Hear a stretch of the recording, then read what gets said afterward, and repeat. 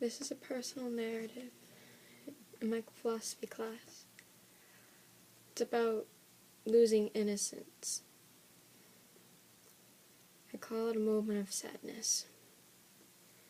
A moment I lost some of my innocence was when my best friend died in a bicycle accident. My best friend was Stephanie. It happened the beginning my freshman year. The accident happened on September 26, 2012. I found out the day after. I found out through my first block teacher. She asked, "Does anyone know Stephanie Grisby?" That day I found out, my heart dropped. My world stood still. My guidance counselor said, "Do you want to go home?"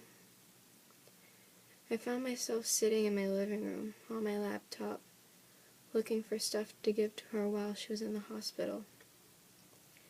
I got a message from a friend saying, "Do you want to come over?" And I did. I felt better being surrounded by my friends. They understood how I feel about this. I spent the night at my friend's house. We spent the day talking about what we'd do when she got out of the hospital. What we didn't know was that at about 6 o'clock that night, she had passed away. We found out the next day. And when I was told the news, my world stopped. And there I was overwhelmed with feelings that it was my fault that this happened. I kept telling myself, what if I did this? When I looked up to see my mom holding me, my dad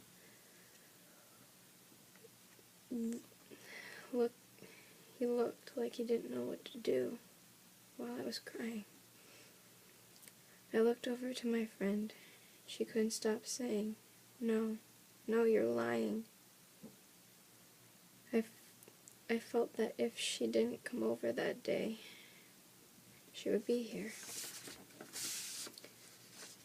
At the wake, all I could see was people crying, even her stepmother, who was mean to her. I barely even cried. Well, that's because I didn't want to cry in front of everyone. But people started to say stuff about her, like how she helped them when they were getting bullied, or how they met. But all I could say was, I met her when she hit me with her bike. But what I wanted to say was, I never met a friend that was so caring and so dedicated to her friends. But I didn't have the courage to say it. A few days later was the funeral.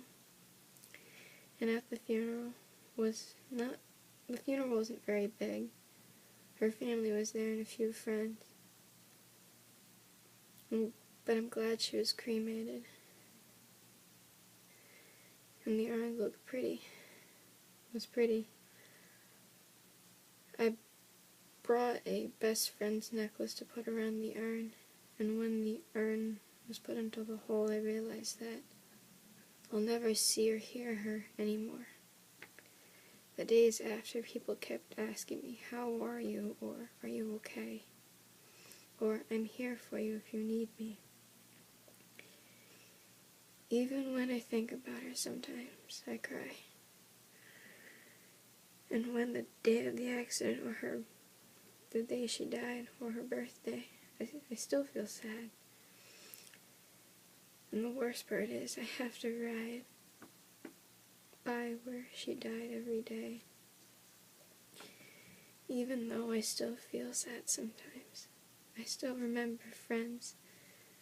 I still remember that I have friends that know how I feel.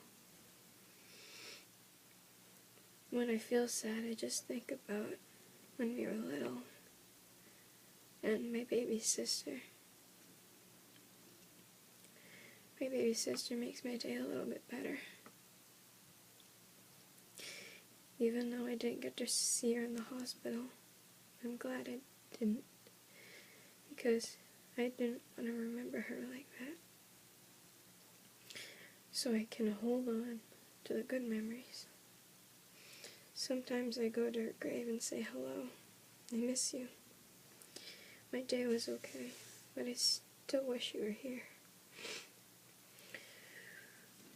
When it is her birthday, I go and give her flowers and go to my friends to release balloons. But sometimes I think people treat me differently because of her. Even when I have bad days, I just think of all the good things I have, like my baby sister, and then my day gets a whole lot better.